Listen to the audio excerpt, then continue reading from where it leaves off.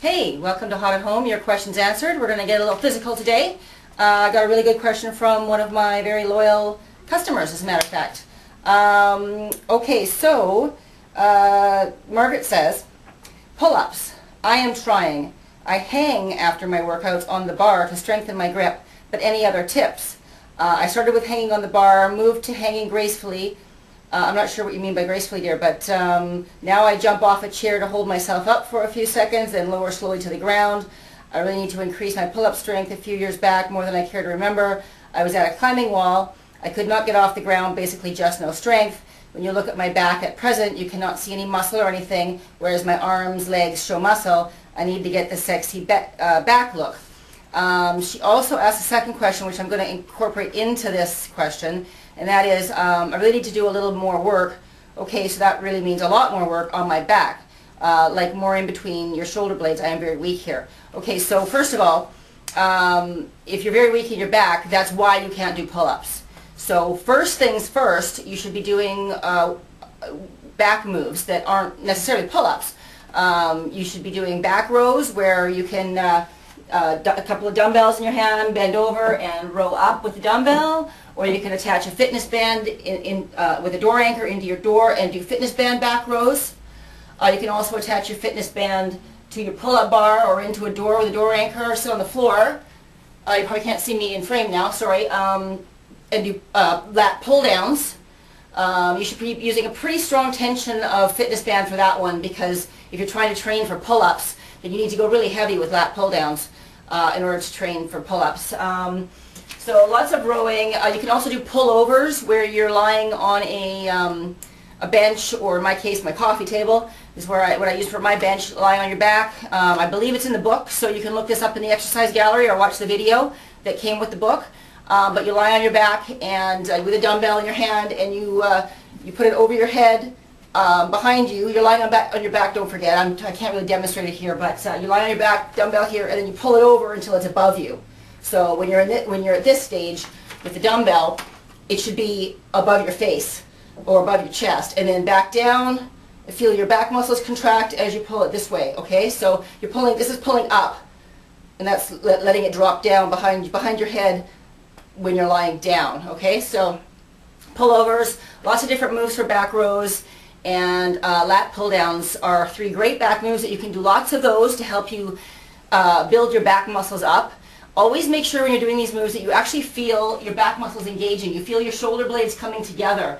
If you don't feel that, chances are pretty good that you might just be working your backs of your shoulders and your biceps. So you want to make sure that you can feel your shoulder blades coming together when you're doing these moves. If you can't get that feeling, then if you have a friend or somebody else that can touch your back while you're doing the exercise, bend over and do the exercise and have them touch your back, because that can sometimes engage your brain to where you need to be thinking about if you're not making that connection already. If they touch it for you just lightly while you're doing it, then you might suddenly be able to, like, oh yeah, there it is, I can feel it now. So try that if you're not feeling your back muscles engaged. So now we've talked about your back a little bit. Let's go back to pull-ups here. So okay, you're starting out in a really great place with a couple of easy sort of assisted moves, and I'm going to sort of go on about it a little bit more here. But yeah, definitely you can use a chair for support. Don't forget, the closer the chair is to the pull-up bar, the more support you're going to get. And use your legs to support you while you go up and down. Okay, try and put as much of your weight on your arms as possible, and only use your legs to make up for what you can't do with your arms and your back. The thing you want to make sure of is when you're in this position, the bottom position, that in order to get your body moving up, you need to engage your back muscles. You need to feel your shoulder blades again in order to get going. You know, that's how you get the move started. So if you're using all biceps, you're trying to lift your entire body weight with just these little tiny bicep muscles. So you need to engage these big back muscles. So use the chair. Don't forget that you can progress with the chair. The further away the chair is from the bar, the less amount of weight, less amount of help the chair is going to be for you, and so you can just get rid of the chair completely. You can also put it behind you as another way to do this, you know, for support as well. don't forget that the further apart your hands are, the harder the move is, and which way you have your grip is also going to depend on how hard the move is as well. With your palms facing your face, that will be easier than with your palms facing away. So you can start with the traditional chin up, with your palms facing towards you, and your hands really close together. You might find that a lot easier to do than the traditional pull-up with your hands really far apart and facing away from you. So what else can you do for assistance? You can use a fitness band. I'm breathing a little bit heavy now because I'm working out in front of you guys.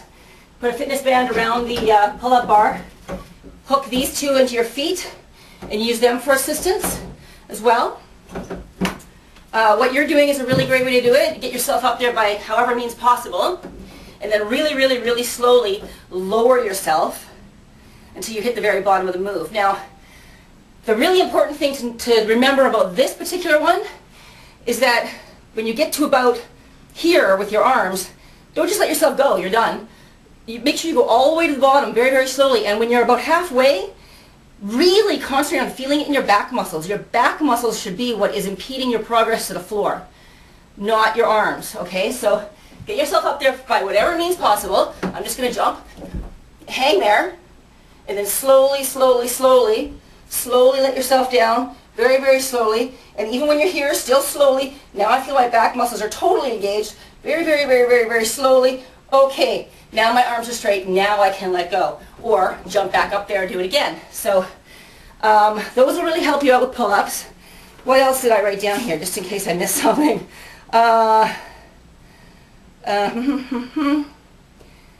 Oh yeah, sorry, I meant to mention this back with the back exercises. You probably want to do some more bicep exercises too, because you do use your biceps quite a bit in a pull-up. So you do want to work your biceps. So go as heavy as you can. Just do some concentration curls, or standing dumbbell curls, or whatever you can do to get your biceps. And go as heavy as you can. Go for at least 10 reps. Don't go for more than 12 reps. And go as heavy as you can to the point where your biceps feel like, whew, I'm done. But don't forget that if you've worked your back out really, really hard and your biceps out really, really hard during your workout, and then you go and attempt to do pull-ups, you probably won't be able to because you've exhausted the muscles that you need. So what I would do is warm those muscles up. Go for pull-ups first once you get to the point where you can do them. Or your practice pull-ups or your assisted pull-ups or whatever, try those first. And then after you've done that on fresh muscles, freshly warmed up muscles, but not exhausted muscles, then go exhaust them. And then spend the evening healing and rest and recovery and all of that stuff, and make sure that your muscles have all the right recovery before you attempt to do pull-ups again. But just be realistic in your expectation. If you're going to exhaust your muscles during a workout and then go and do pull-ups last, it's going to be twice as hard, if not impossible. So, okay, so that's it for pull-ups. I hope that really helped you out. I love pull-ups. I think pull-ups are one of the greatest, most fun exercises ever to do. I think I pulled off in my 1 hour workout about a month ago. I managed to get 100 of them out during my 1 hour workout, and that was no easy feat, but it's fun because I like to experiment with myself and see how hard I can push myself, and I'll tell you, when you can be a girl and can do pull-ups, you will impress the guys. I guarantee you that. Anyway, so good luck with your pull-ups. I'm sure that with lots of practice and some other supplementary exercises that you can make it happen for yourself. So for you and everybody else out there, I hope that really helped you out, and we'll see you again next time. Take care.